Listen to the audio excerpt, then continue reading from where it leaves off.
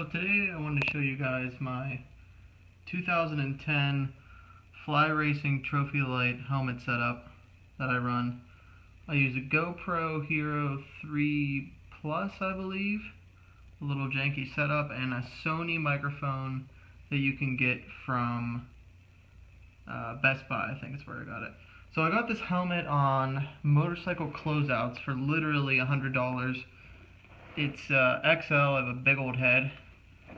It is Duct and Snell 2010 approved. I know there's a big debate on what is better, and they have a few new standards. I think it goes up to 2015. You can comment below if you know exactly.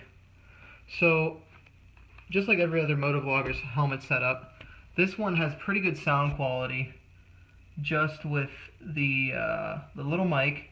It has a small windscreen. I'm going to have to turn on a light so we can see that. There we go. So inside I ran the Sony microphone up into the GoPro housing, and I'll show you kind of how I did that. So underneath these pads are the wire that runs up to the GoPro. So there, right there, you can kind of see. That's my little Sony mic. I've taped over the air holes so we don't get just janky duct tape, so we don't get a lot of wind noise. But it sounds really good. The microphone, I think, is like maybe 25 bucks from Best Buy. I ran the cables underneath the padding. I don't want to rip everything off because it's kind of a pain. I do need to wash this thing. It's kind of gross. So it just covered up the air holes. We have the wire running this way. Goes up and over underneath. Comes out this little side vent right here. I had it taped to kind of this vent falling off. I mean, I do a lot of riding. And then it's connected into this adapter that goes into the Hero3 Plus that I think I bought on Amazon. Maybe that was like $1 or $2. So it was really simple. But the hardest part, I would say, is this connection piece. So you can see right here that I've drilled through the housing. I would say just take a nice drill, start to tap a hole. I had my dad kind of help me out. I'm not the best with the drill, and he started a small screw and then drilled a bigger one, and then we made two so it can fit right into this pretty easily.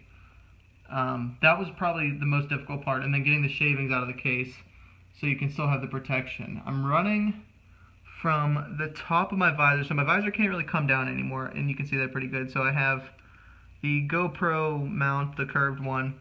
I have two bars.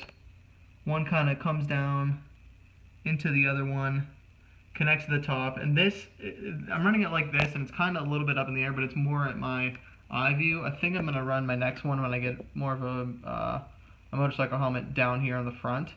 I experimented with it, but I like this one the best because I have the best field of view out the front.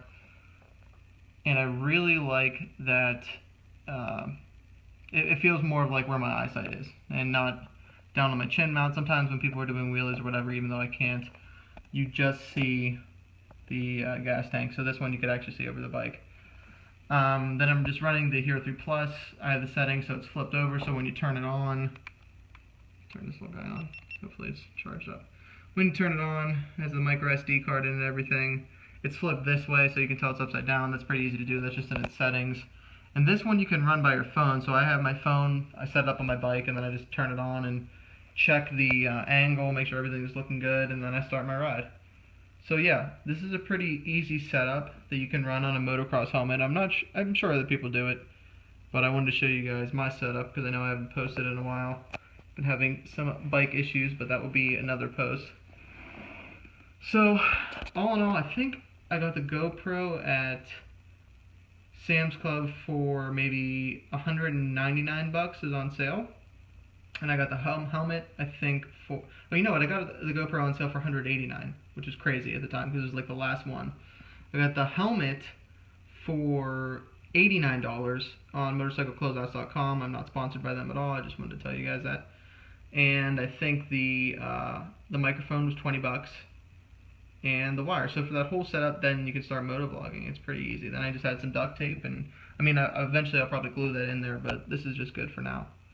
So here's a little update, guys, on my MotoVlog setup. Hopefully I'll get out riding soon, but been having some issues with the bike.